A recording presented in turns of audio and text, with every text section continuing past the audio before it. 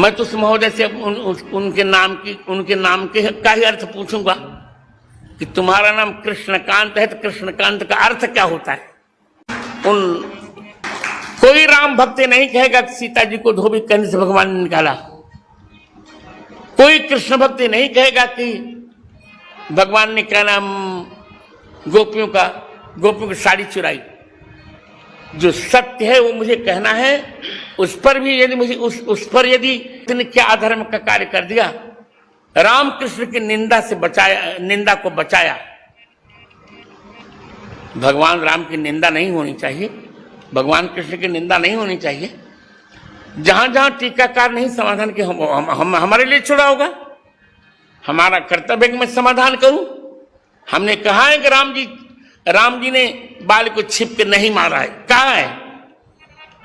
जहां कहो वहां कहूंगा, कोर्ट में भी कहूंगा, शास्त्रार्थ में भी कहूंगा।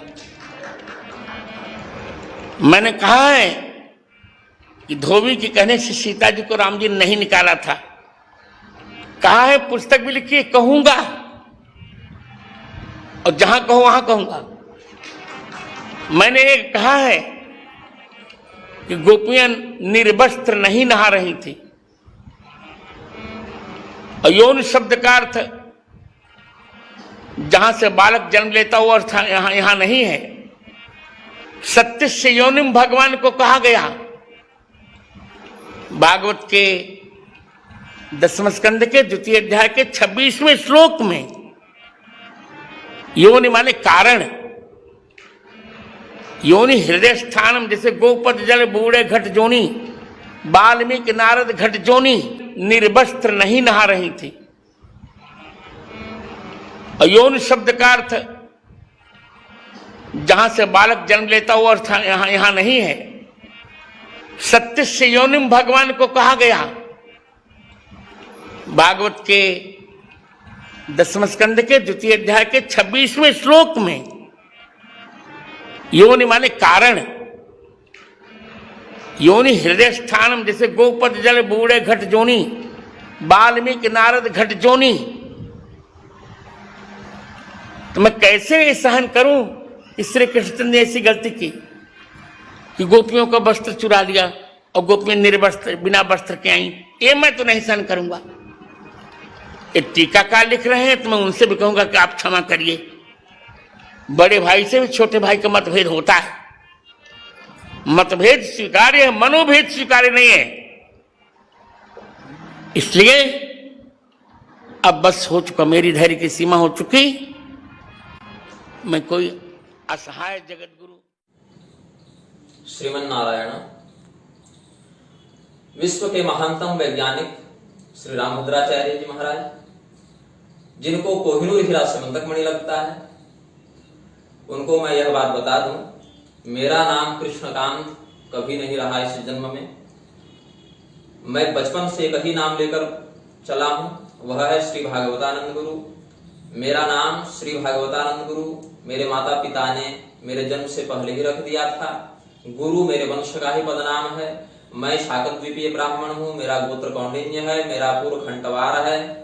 और जो मेरे नाम में श्री शब्द लगा हुआ है वह श्रीमान वाला विशेषणात्मक श्री नहीं है, लक्ष्मी पदवाच्य संज्ञात्मक श्री है। जैसे श्रीनिवास, श्रीधर, श्रीकांत इत्यादि शब्दों में प्रयुक्त होता है।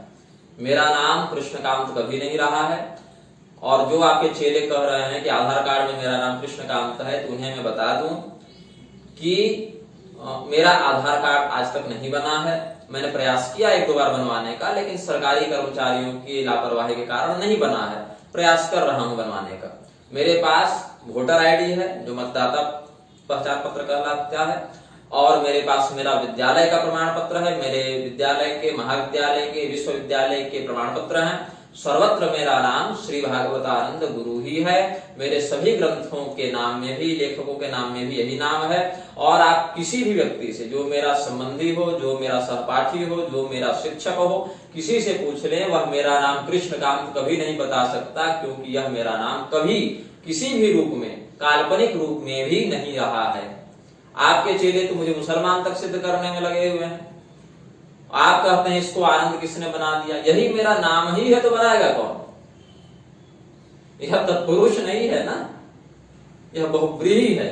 मेरा नाम ही कृष्णकांत जो आप बता रहे हैं कि पहले कृष्णकांत था बाद में इसने भागवतानंद कर लिया, ऐसा नहीं। मेरा नाम ही जो है सो भागवतानंद है, श्री भागवतानंद। कुछ लोग श्री हटाकर बोल देते हैं व्यवहार के कारण, तो भागवतानंद ही कह देते हैं, लेकिन नाम मेरा कृष्णकांत नहीं है। और मेरे बचपन से लेकर अभी तक जितने प्रवचन हैं जो वीडियो के रूप में हैं या मीडिया पेपर कटिंग के रूप में है, सर्वत्र मेरा नाम भागवतानंद ही वर्णित है। 5 वर्ष का जब मैं था तब से लेकर अभी तक के मेरे पास जितने प्रमाण पत्र हैं, सरकारी हो, राज्यपाल के, विधानसभा अध्यक्ष के, अनेक विश्वविद्यालय के अधिकारी गणों के हैं, या जो पेपर इत्यादि में जो मीडिया कटिंग है, सर्वत्र भागवतानंद ही नाम है। कृष्णकांत मेरा नाम कभी रहा ही नहीं है। दूसरी बात, निग्रहाचार्य जो आपने कहा कि स्वयं पहले निग्रह कर ले अपना, मेरा बाद में करें, मेरा भूतल पर कोई निग्रह नहीं कर सकता, तो कैसे करेगा आपका कोई निग्रह? कोई व्यक्ति कहे कि आज तक मैं एक भी युद्ध में नहीं हारा, तो ये 2 स्थिति में हो सकती है बात। या तो वह व्यक्ति इतना पराक्रमी है कि कोई उसको युद्ध में हरा नहीं सकता, अथवा वह व्यक्ति आज तक किसी युद्ध में भाग ही नहीं लिया जो कोई उसे हरा पाए। तो वही हाल आपका है। शास्त्रों की बात को शास्त्रों की दृष्टि से कभी आप समझेंगे, स्वीकार करेंगे और स्वस्थ विधा से शास्त्रार्थ में बैठेंगे, तब ना कोई आपको शास्त्रार्थ में हरा पाएगा। यह स्थिति ही यदि नहीं उत्पन्न होने दी जाए, शास्त्रार्थ की स्वस्थ विधा का अनुसरण करते हुए, शास्त्रीय प्रमाणों को स्वीकार करके यदि आप शास्त्रार्थ करेंगे ही नहीं, तो कैसे कोई आपको शास्त्रार्थ में हरा देगा? आप कहते हैं मुझे पहले अपने इंद्रियों का निग्रह करना चाहिए, तो मैं क्या कर रहा हूं ऐसा जिससे आपका आपत्ति है? क्या मैं व्यभिचार कर रहा हूं? क्या मैं मांस खा रहा हूं? क्या मैं मदिरापान कर रहा हूं? क्या आपने मुझे कहीं जुआ खेलते देख लिया है? मतलब ऐसा मैं क्या करूं जिससे आपको लगा कि मैं निग्रह नहीं कर रहा अपने इंद्रियों का? जितना भगवान ने सामर्थ्य दिया उतना तो करता ही हूं। दूसरी बात की निग्रहाचार्य क्या है? जैसे वैष्णवागमों से वैष्णव संप्रदाय संचालित होते हैं और वैष्णव संप्रदायों के अनुसरण करने वाले आचार्य जन वैष्णवाचार्य कहा जाते हैं, वैसे ही जो आगमोक्त संप्रदाय हैं उसमें जो अंतिम संप्रदाय है निग्रह संप्रदाय, वह निग्रहागमों से संचालित होता है। और निग्रहागमों से संचालित निग्रह संप्रदाय में निग्रहागम सम्मत सिद्धांत का अनुसरण करने वाले व्यक्ति निग्रहाचार्य होते हैं। निग्रहागम तंत्राणि शतद्विशत भेदतः अयमागम पर्याय सिद्ध रूप प्रकाशितः। 100 तंत्र और 200 उपतंत्र के विस्तार वाला यह निग्रहागमों से संबंधित निग्रह संप्रदाय है। ऐसा शक्ति संगम महातंत्र राज के छिन्नमस्ता खंड में भगवान अक्षोभ्य रुद्र भगवती तारा को उपदिष्ट करते हैं। तो ये तो हो गई नाम की बात। अब दूसरी बात पर हम इस पर आते हैं जो आपने कहा अंधे का संन्यासाधिकार निषेध। मैं यहाँ पर शारीरिक कटाक्ष कभी नहीं कर रहा, मैं किसी व्यक्ति की शारीरिक अर्हता या अनर्हता पर टिप्पणियां नहीं करता हूं, ठीक है। देहिनोस्मिन् यथा देहे कौमारं यौवनं जरा तथा देहांतर प्राप्तिर् धीरस्तत्र न मुह्यते।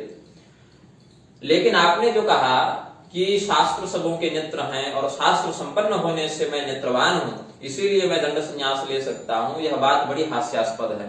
क्योंकि मैंने आपको संन्यासोपनिषद से, कूर्म पुराण से, नारद परिव्राजकोपनिषद से और यतिधर्म संग्रह आदि में जो अनेकानेक मान्य शास्त्रों के सिद्धांत हैं वहां से भी आपको मैंने प्रमाण दिया है। आप तो विकलांग को दिव्यांग कहेंगे, राजनीति के चक्कर में नेताओं की चापलूसी के कारण विकल शब्द को आप दिव्य बता देते हैं, जबकि काली विलास तंत्र में स्पष्ट कहा भगवान ने दिव्यस्तु देववत् प्रायः, जो देवता के समान परिलक्षित हो उसको देव लक्षण के कारण दिव्य कहते हैं। यदि विकल शब्द को दिव्य का पर्याय मान लिया जाए तो धृतराष्ट्र के अंग तो बड़े दिव्य कहलाएंगे और भगवान के दिव्य अंग बड़े विकल कहलाएंगे। तो आप धृतराष्ट्र को दिव्यांग कह दें और रामचंद्र जी को विकलांग कह दें, तो किसी की निंदा स्तुति मजाक की बात नहीं है। जो शब्द जिस अर्थ में प्रयुक्त है उसी के अर्थ में उसका विनियोजन साधु माना जाता है, समुचित माना जाता है। आप मेरे द्वारा प्रमाण के रूप में दिए गए पुराण और संहिताओं के विषय में लिखते हैं कि पुराण और संहिता हमारे प्रमाण कोटि में नहीं आते, लेकिन अगस्त संहिता से स्वयं आप मुंह उठाकर प्रमाण देने पहुंच जाते हैं। आप कहते हैं कि वेदों से प्रमाण दो, वेदों के अतिरिक्त मैं किसी और चीज को प्रमाण ही नहीं मानता।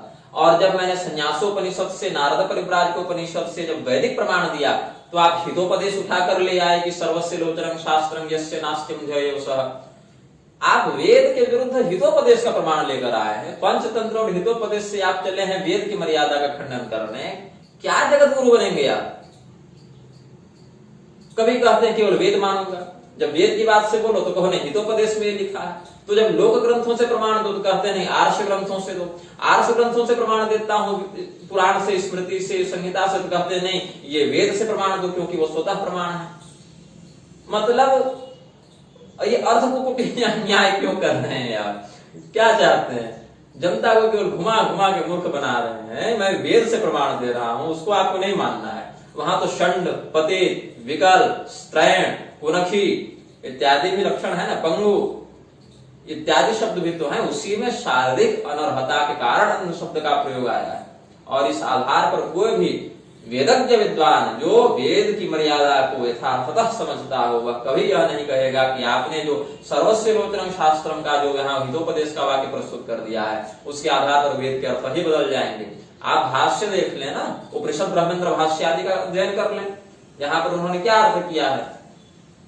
शास्त्रहीन व्यक्ति के लिए तो अलग से वहां पर कहा ना कि जो व्यक्ति शास्त्रज्ञ नहीं हो उसको भी संन्यास का निषेध है, लेकिन अंध शब्द अलग से वहां पर शारीरिक अनर्हता का, नेत्र दोष का ही वाचक है। अब मैं आता हूं जो आपने कहा बालीवध के बारे में कि भगवान ने छिप कर नहीं मारा। गोस्वामी जी लिखते हैं पुनि नाना विधि भई लड़ाई, बिटप ओट देखें रघुराई। हनुमान चालीसा से ऋग्वेद तक आपको कंठस्थ होगा, मुझे तो नहीं है। मैं तो ग्रंथों के आश्रय से, आचार्यों की सम्मति से बात करता हूं। विद्याभास्कर स्वामी जी महाराज ने जो कहा मंच से कि आप शास्त्रों की शव यात्रा निकालते हैं, मैं विरोध करता हूं स्वामी जी का, आदर पूर्वक विरोध करता हूं। उन्हें ऐसा नहीं कहना चाहिए था, क्योंकि शव यात्रा तो स्वजन भी निकालते हैं। मैं मर जाऊं तो हमारे स्वजन हमारी शव यात्रा तो निकालेंगे ही। उनको ये कहना चाहिए था स्वामी जी को कि रामभद्राचार्य जो हैं वो शास्त्रों की हत्या करने के बाद उनकी शव यात्रा निकालते हैं। स्वामी जी ने ये जो शव यात्राधिकरण प्रस्तुत किया मंच से मैं उसका वार्तिक करूंगा। मैं लिखता हूं इसमें, कहता हूं इसमें कि जैसे वेदव्यास जी ने कहा ना कि वेदों के पुराणों के अर्थ को बदल के काल्पनिक अर्थ को प्रस्तुत करने वाले व्यक्ति ब्रह्म हत्यारे होते हैं। सजापि ब्रह्म हत्याया पातकी परिगीयते। और वेद का खंडन करने वाले पाखंडी होते हैं। माहेश्वर तंत्र में कहा पा शब्देन त्रयी धर्म पालना जगत स्मृत तम खंडयन्ति यस्मात्ते पाखंडास्तेन हेतुना। तो उस प्रकार से पाखंडवाद और ब्रह्म हत्यावाद के प्रश्रय करता रामभद्राचार्य पहले शास्त्रों की हिंसा करते हैं, फिर उनकी शव यात्रा निकालते हैं। तो गोस्वामी जी ने स्वयं लिखा बिटप ओट देख रघुराई। जब राम जी ने देखा कि सुग्रीव और वाली का युद्ध हो रहा है तो कैसे देखा? बिटप ओट, वृक्ष की ओट से, वृक्ष की आड़ में देखा और वहीं से बाण का संधान किया है। बहु छल बल सुग्रीव कर हारा भयमानी मारा बाली राम तब हृदय माज सरतानी। मेरे पास तो अभी सभी ग्रंथ उपलब्ध नहीं है क्योंकि सभी लेकर चलना संभव नहीं होता प्रवास में। तो मैंने जो है उन सभी ग्रंथों के उन संदर्भित प्रसंगों के चित्र अपने फोन में रख लिए हैं ताकि आवश्यकता पड़ने पर काम आए।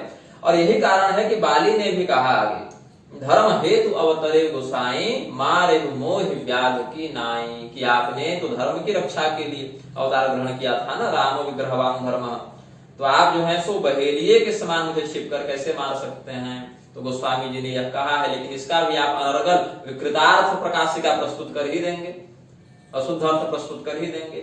नारायणी कार ने भी यही लिखा, जो नारायणीय टीका जो है नारायणीयम, उसके जो आचार्य हैं वह भी लिखते हैं हत्वा सुग्रीव घात जतमतुल बलं बालिनं व्याज वृत्त्या। भगवान ने बाली का वध कैसे किया? व्याज वृत्ति से, कपट वृत्ति से किया। तो ये तो हो गए लोक ग्रंथों के प्रमाण। अब मैं आपको आर्ष ग्रंथों के प्रमाण प्रस्तुत आपके समक्ष करता हूं।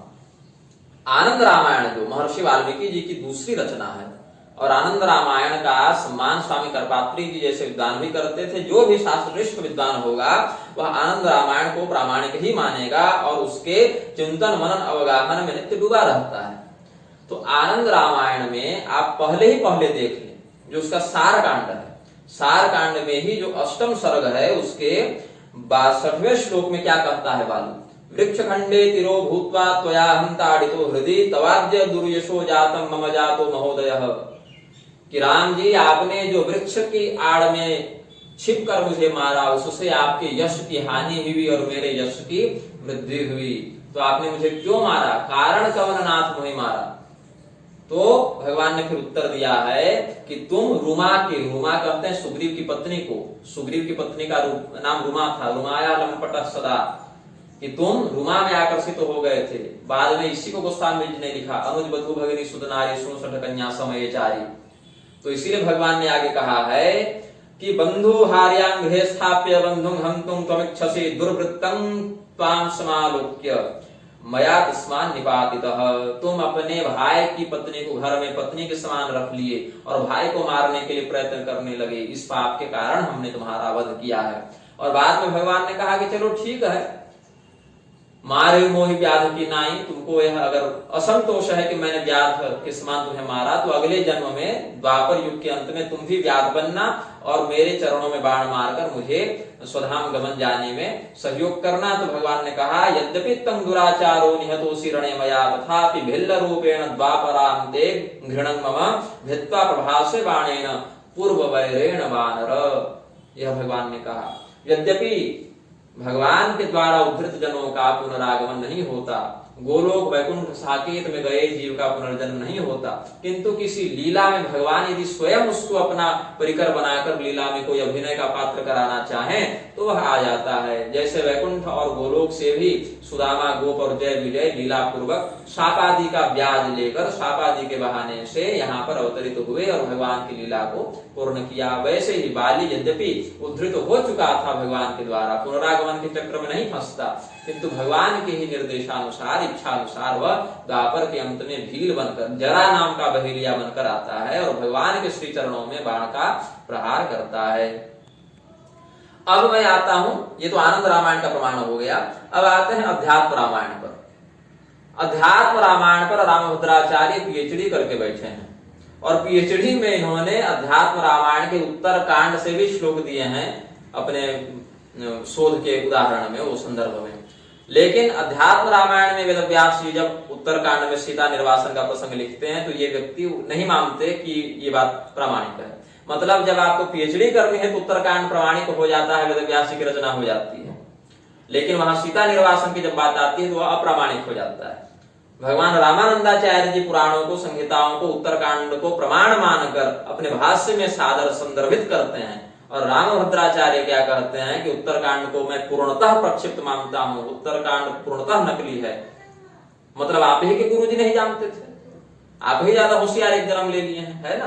तो क्या कहते हैं, किष्किंधा कांड अध्यात्म रामायण के दूसरे स्वर्ग में भगवान वेदव्यास जी कहते हैं, बाण मादाय तूणीरा दैन्द्रे धनुषि संदधे आकृष्य कर्ण पर्यंतम अदृश्यो वृक्ष खंडगः।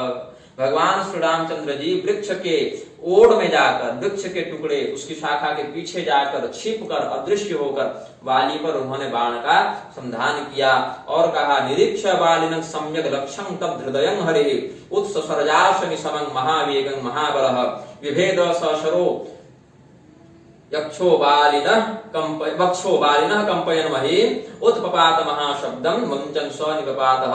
बाली के हृदय को लक्ष्य करके, बाली के वक्षस्थल को लक्ष्य करके भगवान ने वृक्ष की ओट से बाण चलाकर बाली को नीचे गिरा दिया, वज्रतुल्य बाण के प्रहार से बाली को मार डाला। तो बाली ने भी आगे भगवान से प्रश्न किया है, राज धर्म अविज्ञाय गर्हितं कर्मते कृतं वृक्ष खंडे तिरो भूत्वा त्यजतामहि सायकम्, कि राज धर्म का आपने पालन नहीं किया, यहाँ पर आप आमने सामने लड़ते और आपने बहेलिये के समान छिप के मुझे जो है सो मारा, छल पूर्वक मारा। तब भगवान ने उसकी जो जिज्ञासा थी या जो उसका आरोप था उसका समाधान किया कि नहीं, तुम स्वयं आतताई थे, अधर्मी थे, व्यभिचारी थे और दूसरे पशु योनि में जन्म लिए हो, इसीलिए मृगया धर्म के आधार पर हमने तुम्हारा व्याधवत वध किया है, इसमें कोई दोष नहीं है। तो भगवान ने उसका समाधान भी किया। राम विग्रहवान धर्म, ऐसे थोड़े छोड़ देंगे, उसका भी भगवान ने समाधान किया है। तो जो व्यक्ति स्वयं को कहता है कि ऋग्वेद से लेकर हनुमान चालीसा तक मुझे कंठस्थ है, जो व्यक्ति अध्यात्म रामायण पर पीएचडी कर रहा है, कर चुका है, वही व्यक्ति कहता है कि नहीं नहीं नहीं, भगवान ने बाली को छिप के नहीं मारा। अरे भैया, इसी को देख लेते कम से कम, जिस पर आप पीएचडी किए थे। क्या पीएचडी किए थे आप? यही इतनी सामान्य बुद्धि तो होनी चाहिए ना। सार्वभौम वैष्णव जगत गुरु ये व्यक्ति स्वयं को कहता है, अपने ही संप्रदाय के आनंद भाष्य में क्या लिखा है इसको होश नहीं है। मतलब जिस संप्रदाय के आप जगत गुरु हैं उसी के भाष्य में क्या लिखा है आपको होश नहीं है। जिस ग्रंथ पर आप पीएचडी करके बैठ जाते हैं उसी ग्रंथ में क्या लिखा है आपको होश नहीं है। क्या है आप? कहां से पैदा हो गए आप? कौन आपको विद्वान बना दिया?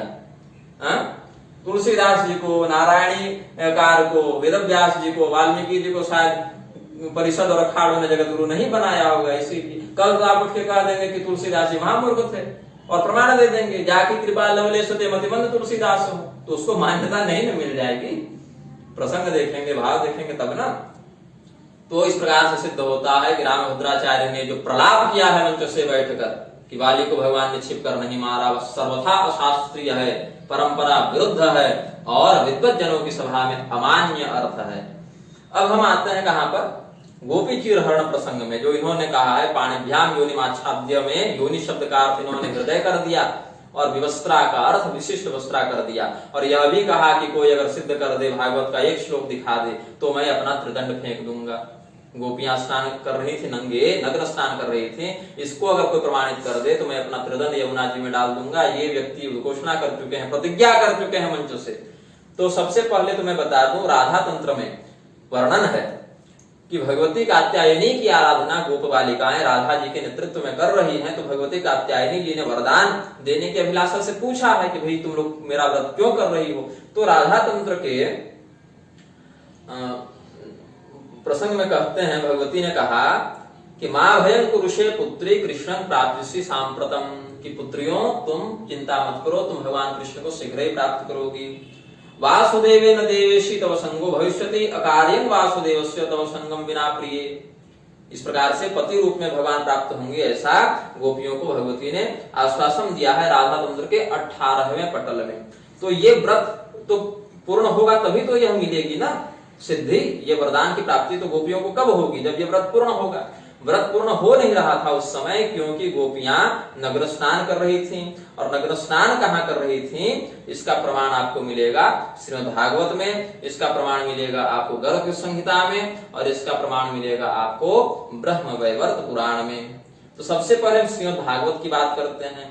श्रीमद् भागवत में क्या कहते हैं, नद्या कदाचिदागत्य तीरे निक्षिप्य पूर्ववत् वासांसि कृष्णं गायन्त्यो विजहृः सलिले मुदा।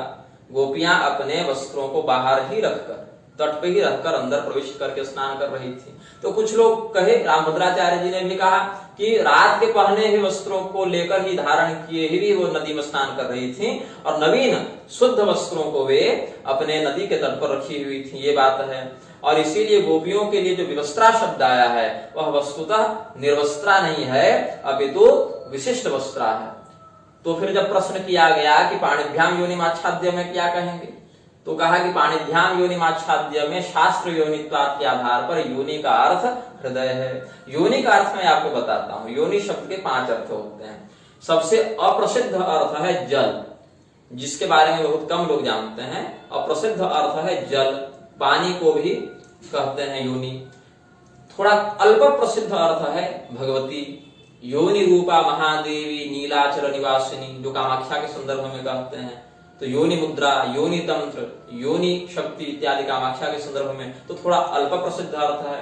जो प्रसिद्ध अर्थ है वह है उत्पत्ति स्थान, कारणभूत स्थान, और जो तस्य योनि परिवस्वन्ति धीरा, जो वेद ने कहा। फिर जो प्रसिद्ध के थोड़ा और ऊपर आएंगे, थोड़ा अधिक जो प्रसिद्ध है, अति प्रसिद्ध जो अर्थ है वह क्या है, देह, जैसे मनुष्य योनि, पशु योनि, देव योनि इत्यादि। और जो अत्यधिक प्रसिद्ध अर्थ है वह है स्त्रियों का प्रजनन अंग, जो योनि द्वारा है, लिंग योनि इत्यादि, जो प्रजननेन्द्रिय है, गुह्य मार्ग है, उसको योनि कहते हैं।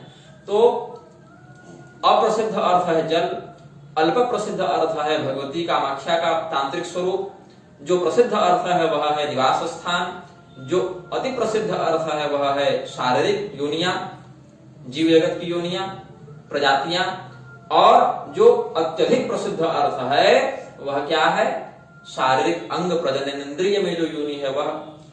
तो श्लोक वार्तिक में कुमार भट्ट ने क्या कहा, प्रसिद्ध हानि शब्दानाम प्रसिद्धे च कल्पना, न कार्यावृत्तिकारेण सति सिद्धार्थ संभवे। जो शब्द जो हैं अत्यधिक प्रसिद्ध हैं उनका प्रसिद्ध अर्थ ही ग्रहण करना चाहिए। प्रसिद्ध अर्थ के अभाव में आप अप्रसिद्ध अर्थ को ग्रहण करें, प्रसिद्ध अर्थ के रहने पर यदि आप अप्रसिद्ध अर्थ को ग्रहण कर रहे हैं तो यह दोष कारक होता है। तो श्रीमद् भागवत में आगे क्या कहा भगवान ने, भगवान से उन्होंने जब वस्त्र मांगा, श्याम सुंदर ते दास्य करवामतोदितम देहि वासांस धर्मज्ञ नोचे द्राग्य ब्रुवामहे। तो भगवान ने कहा कि ठीक है, यदि तुम चाहती हो कि मैं वस्त्र लौटा दूं तो यहाँ आ जाओ, बाहर आकर वस्त्र ग्रहण करो। तब भगवान के पास वो कैसे आई है? पाणिभ्याम योनिमाच्छाद्य कृत्यर्षितकर्षिता, अपने हाथों से पानी का अर्थ ये लगाए हैं कंधे से यहाँ तक, लेकिन शब्द कल्पद्रुमादि में पानी का अर्थ जो है सो अंगुली के अग्रभाग से मणिबंध पर्यंत ही लगाया है, और ये अर्थ अधिक विद्वानों ने सम्मत किया है। ये से यहाँ तक तो बाहु भुजा इत्यादि आ जाते हैं। पानी का जो विशिष्ट अर्थ है वह मणिबंध से यहीं तक है। तो पाणिभ्याम योनिमाच्छाद्य, यदि हृदय होता तो हृदय छिपाने की आवश्यकता ही क्यों थी? सामान्य तौर भी यदि कोई व्यक्ति पूर्णतया नग्न रहे तो हृदय थोड़ी छिपाएगा, स्त्री हो या पुरुष, प्रयास करेगा कि लिंग योनि को ही छिपाए। तो उसके बाद क्या हुआ? भगवान ने कहा यूयं विवस्त्रा यदको धृतव्रता जगा हृदय तत्तदुदेव हेलनम, जो तुमने विवस्त्रा होकर नग्न अवस्था में, यहां विशिष्ट वस्त्रार्थ लगाएंगे तो गलत हो जाएगी बात, नग्न होकर जो तुमने जल में प्रवेश कर दिया, इससे देवता का अपमान हुआ। बद्धांजलिं मूर्धन पनुत्तयं हसः कृत्वा नमोधो वसनं प्रगृह्यता, कि अब तुम लोग क्षमा पूर्वक वरुण देवता से क्षमा मांगो हाथ जोड़ के, और अपने अपने वस्त्रों को धारण कर लो। तो यदि वो पहले से वस्त्र पहनकर ही प्रवेश की थी तो देवहेलन कैसे हो गया? देवता का अपमान कैसे हो गया? आगे क्या कहा? इत्यच्युतेनाभिहितं प्रजाबला मत्वा विवस्त्रा प्लवनं व्रतच्युतिम, गोपियों ने भी माना कि हाँ, हम निर्वस्त्र अवस्था में स्नान कर रही थी, इसीलिए हमारे व्रत में भ्रंशता आ गई, हमारा व्रत खंडित हो गया, और इसीलिए उन्होंने फिर हाथ जोड़कर अपने दोनों हाथों से वरुण देवता को प्रणाम किया है। और उसके बाद जो है सो अब ये कहते हैं कि बहनों, मैं तुम्हारे वस्त्रों की आतंकवादियों से रक्षा करूंगा, ये अर्थ लगा रहे रामभद्राचार्य, जबकि वहां पति भाव से जो है उन्होंने आराधना की है गोपियों ने। अब देखिए ब्रह्म वैवर्त पुराण के श्री कृष्ण जन्मखंड में क्या कहते हैं? भगवान श्रीमन नारायण स्वयं उपदिष्ट करते हैं कि जब भगवती दुर्गा जी की आराधना, उनका जो है सुव्रत गोपियां कर रही थी कात्यायनी व्रत के माध्यम से, उस समय भगवान ने यह देखा कि ये नंगे स्नान कर रही हैं, असावधानी पूर्वक अज्ञानतावश इनका व्रत खंडित हो रहा है। तो भगवान ने क्या कहा? जो वस्त्रापहरण किया उसके बाद क्या कहा? योजन नग्नाः कथं तो ये व्रतांग हानिकारिका, तुम लोग कैसे व्रत की हानि करने वाले अधर्म को कर रही हो जो नग्न स्नान करती हो। व्रते तु नग्ना यास्नाति ताम रुष्टो वरुण स्वयं वरुणानुचराश्चक्रुर्वासो वस्तुपनिकृतिम। भगवान ने मजाक किया थोड़ा सा कि देखो तुम लोग नंगे स्नान कर रही थी ना, इसलिए वरुण देवता रुष्ट हो गए और उनके अनुचर वस्त्रों को ले गए चुराकर। कथम यास्यथ नग्नाश्च न व्रतस्या भविष्यति व्रताराध्या कथम साच वस्तुनि किम न रक्षति। जो भगवती व्रत के माध्यम से अपने साधकों की रक्षा करती है, वह भगवती कैसे जो है सो वस्त्रों की रक्षा नहीं कर पाएगी तुम्हारे। कथम व्रत फलं सावा दातुं सक्ता सुरेश्वरी फलं प्रदातुं या सक्ता सा सक्ता सर्वकर्मणि। इस प्रकार से जब तुम लोग व्रत के नियम की अवहेलना करके व्रत करोगी तो सब कुछ देने में समर्थ जो भगवती हैं, देवताओं की भी स्वामिनी जो भगवती हैं, वो कैसे तुम्हें व्रत के फल को प्रदान करेंगी। तब तो भगवान के द्वारा इस प्रकार से परिहास किए जाने पर गोपियों ने जब इधर उधर देखा तो क्या देखती हैं? कदम के वृक्ष के डाल पर वो सारे वृक्ष छिपाए हुए हैं, सारे वस्त्र छिपाए हुए हैं। तो फिर गोपियों को यह बोध हुआ कि ऐसे तो हम लोग अपराध कर रहे थे। फिर वो बाहर निकलते हैं, कैसे? प्रजग्मुर गोपिका नग्ना योनि माच्छाद्य पाणिना, अपने योनि द्वार को ढककर अपने हस्त से, और फिर गोपियां जो है सो नग्न अवस्था में ही जल से बाहर निकली हैं। और उसके बाद भगवान जो है सो कहते हैं कि ऐसे नहीं, भो भो गोपालिका नग्ना इदानीं किं करिष्यथ वस्त्रयाम चाम प्रकर्तुं च कुरुताशु पुटांजलिं। हाथ जोड़कर क्षमा मांगो उसके बाद, और हाथ क्षमा मांगो, और अगर हाथ जोड़कर क्षमा नहीं मांगोगी तो फिर वस्त्र नहीं मिलेंगे। इस प्रकार से गोपियों को धर्म मर्यादा की शिक्षा देने के लिए भगवान ने यह लीला की है। रोज यह काम नहीं करते रहते थे, मात्र व्रतच्युति से उनको बचाने के लिए भगवान ने यह लीला की है। यदि किसी व्यक्ति को इसमें कोई दोष दिखता है तो आचार्य गणों को चाहिए कि वह उस दोष का शास्त्रीय समाधान करे, न कि ग्रंथ के ही अर्थ को बदल दे। गर्ग संहिता में देखिए नारद जी ने क्या कहा है। नारद जी ने वर्णन किया है, मैथिलीनां गोपिकानां आख्यानं सुनु मैथिलो। हे मिथिला नरेश, जब भगवान श्री रामचंद्र जी का भगवती सीता से विवाह हुआ तो वहां की बहुत सी मैथिली स्त्रियां भगवान को पति रूप में प्राप्त करना चाहती थी। तो भगवान ने क्या कहा कि श्री राम से वराज्याता नवनंद गृहेषु या नव नंद उपाधेय गोपों के यहाँ नव कन्याओं के रूप में उन मैथिली कन्याओं का जन्म भगवान के वरदान से हुआ था और फिर इन्होंने भगवान की आराधना पति रूप से की है। तो क्या करती थी ये, नग्न स्नान करती थी वे लोग अपने अज्ञानतावश। तो जब भगवान ने इनके वस्त्र का अपहरण किया है उस समय भगवान जो है सो क्या कहते हैं गोपियां भगवान को, हे नंद नंदन मनोहर गोप रत्न गोपाल वंश नव हंस महारति हारिन श्री श्याम सुंदर तवोदित मध्य वाक्यं पूर्वः कथं व्यसना किलते विदास्य। भगवान की स्तुति करके उनके नामों का उल्लेख करके कहती हैं कि हम जो है सो निर्वस्त्र अवस्था में कहाँ जाएंगे, क्या करेंगे, इसीलिए तो हमें हमारे वस्त्र दे दो। और जब अनुरोध से भगवान नहीं मानते हैं तो वे धमकाती है कि राजा को बता देंगे। नोचित राग की पूर्वा में कहती है ना, गोपांगना वसन मुर्नवनीत हारी जातु ब्रजेति रसिकः किल निर्भयोसी वासांसि देहि निचेन मथुराधिपाय वक्ष्यामहे नयमतीव कृतं त्वयात्र। तब भगवान ने कहा कि चलो ठीक है दे तो देंगे, लेकिन बाहर निकलो वरुण देवता से क्षमा मांगो तब देंगे।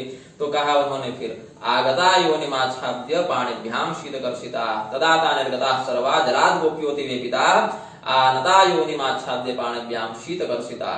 तब भगवान ने फिर उनको वस्त्र दिया जब वो नग्न अवस्था में ही थी और अपने हाथों से अपने योनि द्वार को ढक के फिर वो बाहर निकलती और बिना किसी संकोच के लज्जा के वे ग्लानि पूर्वक वरुण देवता से हाथ जोड़कर क्षमा मांगती हैं, भगवान से निवेदन करती हैं। तब कल को कोई व्यक्ति यदि आपके चरित्र पर आक्षेप करे तो आप क्या करते हैं, अपने चरित्र की उस घटना का वर्णन विस्तार से करके उसको समझाते हैं कि कहते हैं कि मैं था ही नहीं।